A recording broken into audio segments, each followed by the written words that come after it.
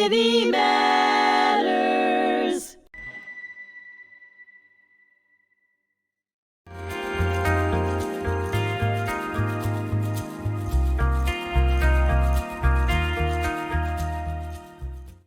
Hello, everyone, and thank you for joining us this morning for our next installment of Legacy Chronicles, Honoring the Past and Shaping the Future. I am Donna Rosenblum, Director of Education at the Holocaust Memorial Tolerance Center, and I'm here with Joshua Greene, author and professor and man that wears many hats. And we're going to talk about many things, but specifically his journey as an author, Holocaust education, and certain people that we know well together. We do indeed. Yeah. Yes. Thank you, Donna. Yes. It's No pleasure problem. to be here. Thank you so much for coming. Bet. So why don't we start with the first basic question as to how did you or why did you become an author? A little bit of that background and process. And then we'll talk about how that segued into being a champion of Holocaust education. Well, I grew up in the era of Walter Cronkite and McNeil Lair, and had a taste for journalism, and went to the University of Wisconsin-Madison to study journalism, and always kind of had that bug. And so when my late father-in-law, Alan Fortunoff, introduced me to the work he was doing at Yale with the Holocaust Video Archive, I thought, gee, this is a wonderful opportunity to combine those two interests. Mm-hmm. And it began with documentary films of survivor testimony. And then I got a call one day from an agent saying, have you ever thought about doing a book to go with your documentaries? And that was the start of it. It was back in 1999. Mm-hmm. And that was the first book, the one you have here, Witness Voices from the Holocaust. That was this one. The documentary aired on PBS. Mm-hmm. It was very well received. And then that kind of led to a career in doing books and films about the Holocaust period. Okay.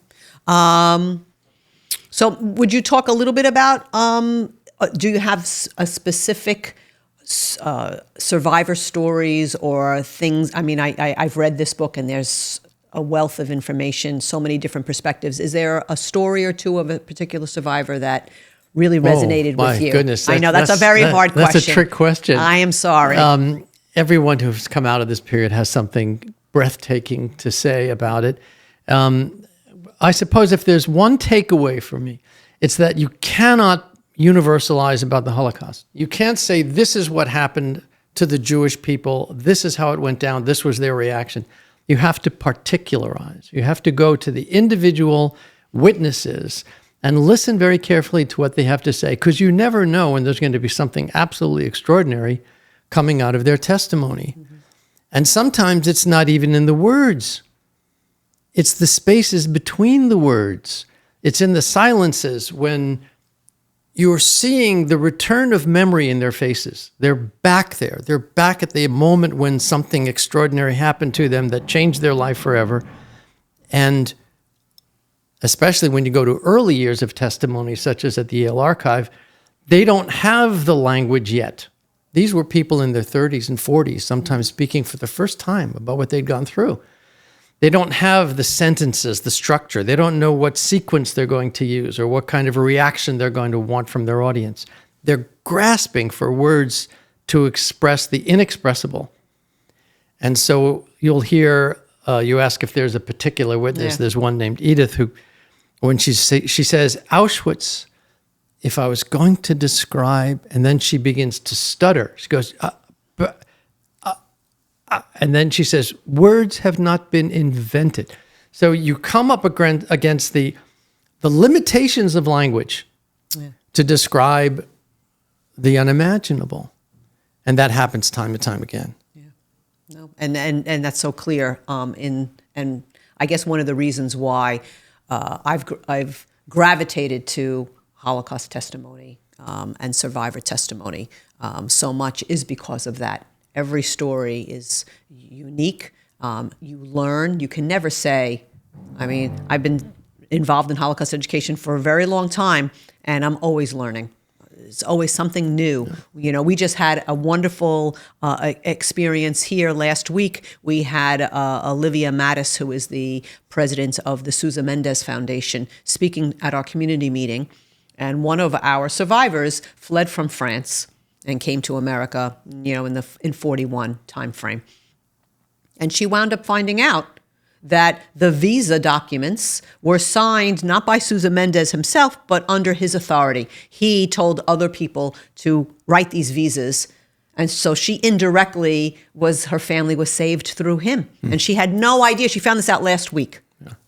Yeah, well, this is right? an ever-unfolding universe of information and we all were like, what? I mean, just incredible. You deserve a lot of credit. What you're doing here at the Glen Cove Holocaust and Memorial Center is really extraordinary. And I love the way you've incorporated video testimony into the program. It's so critical. With the loss of the survivor population, what we have is their words and image on the screen. Mm-hmm. And that's such an important complement to the printed word. Words on a page don't bleed. They don't cry out. But in the faces and words and memories of survivors, as you find in their video testimonies, you're exposed to a dimension that is held captive on the pages of a book. Yeah, it's a complete package. We want to give Holocaust education and survivor testimony, I feel, the proper recognition, and we want to preserve it. It's the legacy. Well, everyone should visit this place. This is a good model of what a Holocaust Center should be. Thank you. I really appreciate that. That means a lot. Okay, let's talk about the girl who fought back. Yes, let's do that. About somebody who we both know very well, yes. Or knew very well, I should say, Vladka Meed. And let's talk first about how did this book fall into your lap? Or how did this book, you wrote the book, how did the idea come to you? For many years, my books had all been for adult readers. Books on war crimes trials, books on adult survivors with descriptions that you would not want to expose young people to. Mm-hmm. Then it became very clear after a while that beyond a certain age, people are kind of set in their ideas. There's a saying in India, I'm a bit of an India-phile, yoga and all that. Mm-hmm. In Bengal, they say, if you want to bend a branch, you should do it when it's young and green. So it's like that, I think, with education. If you're going to form someone's values and ideas, you got to get them when they're young. So I moved from adult biography to middle grade. And fortunately, I found a wonderful editor at Scholastic, Amy Friedman, who is the granddaughter of survivors. And under her direction, we've come up with a series of these biographies for middle grade students. So how do you write a book about the Holocaust for a 12-year-old? That's a question that I get all the time. Yeah. It's a good question. It is, and Vladka made it very easy, because what Vladka Meed did as a lead figure in the Warsaw Ghetto uprising was to demonstrate that Jews did not go like sheep to the slaughter, that there was resistance, and particularly among young people. I asked survivors, what kind of a message would you like me to give my young reading audience? And they say, make sure they understand that Jews did not go like sheep to the slaughter, and young people can make a difference. Mm-hmm. You are not powerless. And Vladka is the example of that, what she was able to do with she and her friends by risking their lives going back and forth over the Warsaw Ghetto wall to secure guns, ammunition, dynamite, hiding places for orphaned children from within the ghetto is absolutely extraordinary. And she lived to come to the United States with her husband, and who founded the Washington Holocaust Museum. And as you well know, began a teacher training program that goes on to this day and has trained thousands of teachers in how to teach the Holocaust to young people. So her legacy lives on. Yeah, and I was one of them. Yes, So I feel very, very blessed to have been a recipient. But I think, again, sometimes we have to remind people that the partisans fighting in the forests, the Mordecai Analevich, the leader of the Jewish fighting organization in the Warsaw Ghetto, was 23. Yeah. We're talking about 16, 17, 18, 19, that's the age of this group. And it's sometimes hard to wrap your head around that these young people were doing the kind of work that they were doing, and incredible work. So we need to remember that. It's maybe one of the great ironies of Holocaust history that so much of it involved young people, and on both sides of the equation, 1.5 million victims under the age of 15, I think. Yeah. And also those who were the partisans and the Warsaw Ghetto fighters and the resistors were more often than not teenagers. Yeah. And we can suspect that some of it may have been just not knowing that you're not supposed to do this. No, you shouldn't stand up to a machine gun. No. Well, yes, they did. And thank goodness they did. Yeah. So how, again, back to the book series with Scholastic. I mean, I mean, this book came out in last year. Okay. We're living in a different time now, and there are people who feel that there's been too much focus on Holocaust education. We don't need another Holocaust book. We don't need more of these. There's enough. Like, let's talk about other things. How did you combat that? Obviously this editor at Scholastic was a champion and you worked with her, but did you have to fight that fight?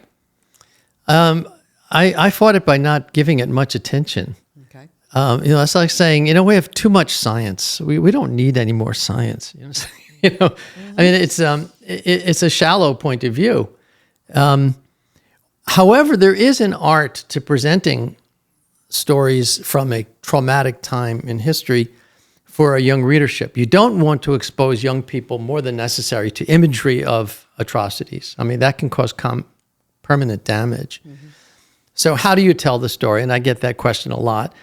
And for me, I go to the classic frameworks of telling a good story, whether it's Aristotle's 3-act structure or whether it's Joseph Campbell's monomyth structure.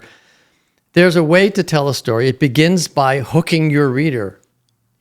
Movie makers, by the way, love the 3-act structure because that's what they do. Mm-hmm. In the first 90 seconds of a movie, you will know what kind of a movie this is. You'll get the basic plot summarized, and you'll know who the main characters are. So the same is true in telling the story of a witness to the Holocaust period. I'll give you an example, if I may. Okay, so please. Here's the preface to Vladka Meed's story, The Girl Who Fought Back. The Warsaw Ghetto was burning. A 10-foot-high brick wall separated the ghetto from the rest of the city. From where she stood on the street outside the ghetto, Vladka could see buildings consumed by flames. The ghetto had been burning for 6 days now, forcing Jews out of their hiding places and attics and cellars. Then came the loud whoosh of gasoline-powered flamethrowers. The Nazi soldiers were destroying the ghetto, building by building. The parents knew the ghetto was burning on the other side of the wall. This is the non-Jewish side of the ghetto wall. They could see the same flames Vladka saw leaping into the sky. They could hear the same machine guns and smell the same smoke. They could even feel the intense heat. But they were busy enjoying a spring day with their children and had no time to pay attention to dying Jews. Vladka heard one parent say to another as he calmly pointed to the flames raging on the other side of the ghetto wall, "Oh, look at that. The Jews are frying today." Vladka said nothing. What choice did she have? She was one of 50 or so young people working undercover outside the ghetto wall. Maintaining her cover was crucial to the mission of sabotaging the Nazi efforts. And here's the cliffhanger that comes in the final paragraph. Mm-hmm. Less than 3 years earlier, the Nazis had forced all the Jews of Warsaw to move into the ghetto. Vladka was among them. They would confront the Nazis, she and her friends, in the open. And now Vladka could hear her friends fighting back, and she understood that moment had come. If she and her friends were going to die, they would die fighting. Okay, now you can talk about, well, she grew up in this city. Yeah, right. She had brothers and sisters. This is what her parents did. If you started off by saying Vladka Meed was born, blah, blah, blah. Yeah, a lot of kids would be like, yeah. You can have the best story in the world, but if people aren't interested, what good is it? So it's a matter of knowing how to capture interest right at the top. Yeah, yeah. And one of the wonderful things about the book, of course, I'm a huge fan. I love your writing.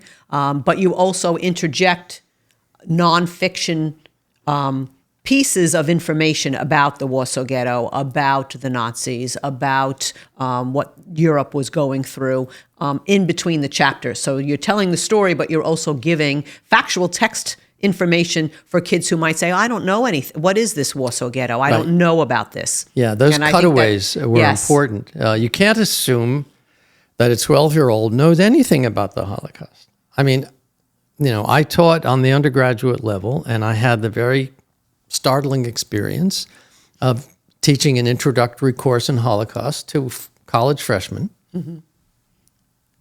And I usually begin by describing a horrible incident, because otherwise they don't know the scale of what we're dealing with. They don't actually understand what's going on. So in the Buchenwald report, which was written shortly after the liberation of the camps, there's a description of a Nazi soldier going up to a Jewish mother who's holding an infant in her arms and saying, give me the child, the mother refusing. So the Nazi officer takes the child and rips the child in half in front of the mother. Now, how do you incorporate that into your image of a civilized society and a world in progress? Well, you can't. Mm-hmm. And if you're a young person, as I had in the room then, who know nothing about it, the brain kind of does this flip. And it goes into some detached mode. One young man raised his hand and said, how do you do that? And he imitated the action of the soldier in the air as though trying to figure out how you do that. I had other young people in the class ask me, well, what did the Jews do on weekends in the concentration camps? I had one who wanted to know, was the food kosher? Right. I had someone ask me, what was it? Yes, did they have a gym in the camp? So, the mind of a young person just doesn't know how to grapple with these extreme situations. Yes. Mm-hmm. And you have to kind of breathe into it. You have to remember that this is outside the realm of logical thinking. Right. And you don't want them to really understand it.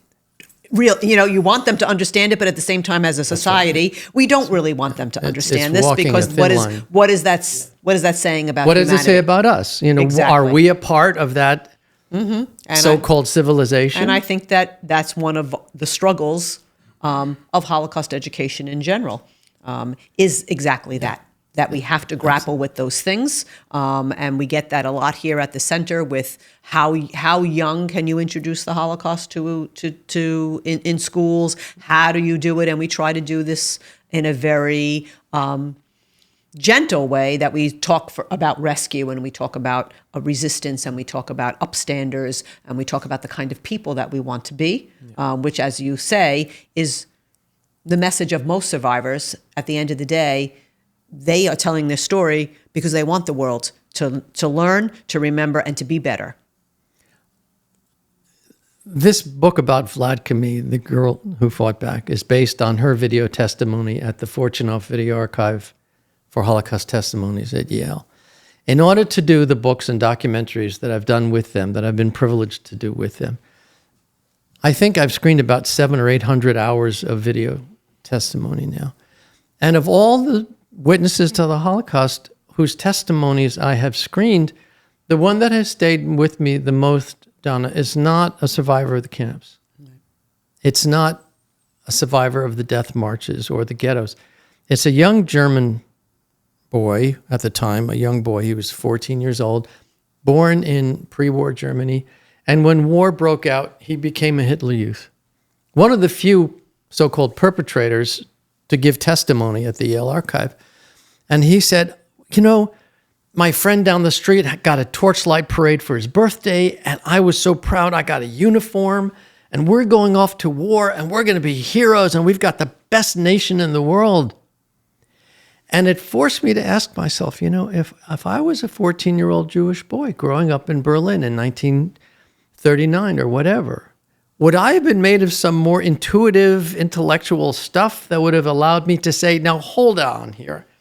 There's something not right going on, and I refuse to take part in this until I have a lawyer's opinion. I don't think so. Right.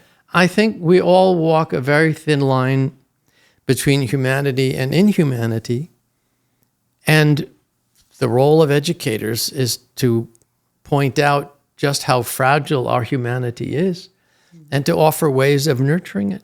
Yeah, I agree. I agree. And that's why, as you started to say when we first started the podcast about education and the impact and to do it young, to bend the tree, we want kids to have a concept of what their moral compass is. We want them to be able to make those decisions about themselves. And it's hard.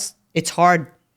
It's not an easy thing. If it was easy, it is hard, and it has to continually be reinforced, and that's our job. And to be able to recognize when that moral line has been crossed. Yeah. To be able to educate young people not only in the facts of history, but the issues and themes of history, which teach us that, we Jews were fond of saying never again. My late friend Lawrence Langer, a wonderful Holocaust scholar, rephrased that as ever again. It's occurred more times than we can count since the end of World War II, that line between humanity and inhumanity has been crossed. And if you don't stop it early on, it spins out of control. No one wants to live under a dictatorship, but to be able to acknowledge the signs of it and to stand against it, that's the work of educators. Yeah. So we've got a lot of work ahead of us. Yes. Yes, we have a very complicated world. Complicated is my word of 2024 and 2025. Right. Things are extremely complicated and very layered. And and I agree. That's why we continue to do what we do. And, we hope that we are making an impact. And I like to believe that we are. It gets me through the day. The glass is half full, not half empty. When it becomes half empty, I don't think I'll be here anymore, right? When that happens. I don't know. Agree. But why don't you talk about some of the next projects and things that are happening with this series? So we know Vladka's story is part of this. It's a 4-book series, you said. There's a 5th book now called Fighter in the Woods. This is about a young woman who became a partisan in Poland, Celia Kassow. Her son, Sam Kassow, is a member of the board of advisors to the Fortunoff Video Archive, and my wife and I have the pleasure of serving with him on that board. Wow. And his mom, like Vladka, was fearless and learned how to ride a horse and shoot a rifle and blow up Nazi ammunition trains and sabotage Nazi ammunition dumps. And you just ask yourself, how does a teenager learn how to do that? These things? Yeah. Well, like Vladka says, and I use this quote that came right from the book, she didn't think of herself as a hero. She did what she had to do. There was no choice. You did what you had to do to survive. She never thought of herself as doing anything great, even at the end of her life. And if you met Vladka, I learned from Vladka, you didn't see that fierceness until she seemed like a little old lady until you got to know her, and then you realized, Look out. she is a fighter. Yeah. She is something else underneath that facade of a little old lady. And here's someone who knew it firsthand, who understood what the stakes were, and she did not want educators getting away with anything less than the real deal. Right. So thank goodness there was a Vladka Meed. I always tell the story. I remember when she gave testimony, the first time I heard her give testimony, and she said, I spoke in Elie Wiesel's classes. He had me come in as the survivor at City College. Elie Wiesel didn't give testimony himself. He had me. And she was always so proud. They were very close. And I was like blown away by that. Like, oh my goodness. Because her testimony was very different than his. He's a camp survivor. She's not.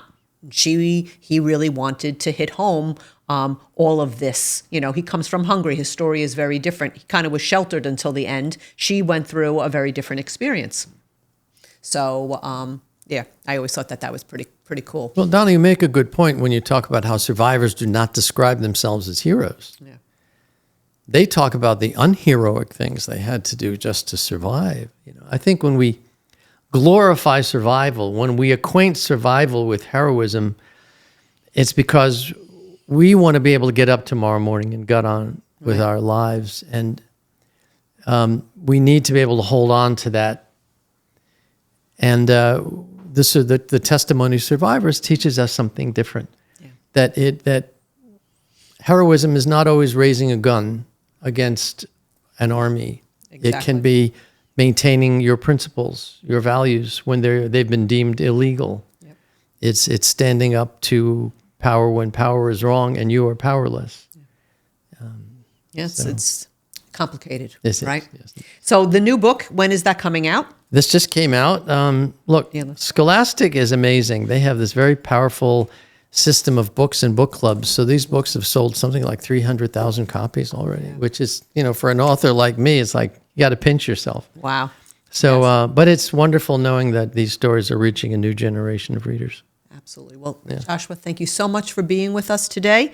And thank you, everyone, for joining us on the podcast. And please make sure that you stay connected and you like and share. And we're going to have more sessions coming soon. So thank you again.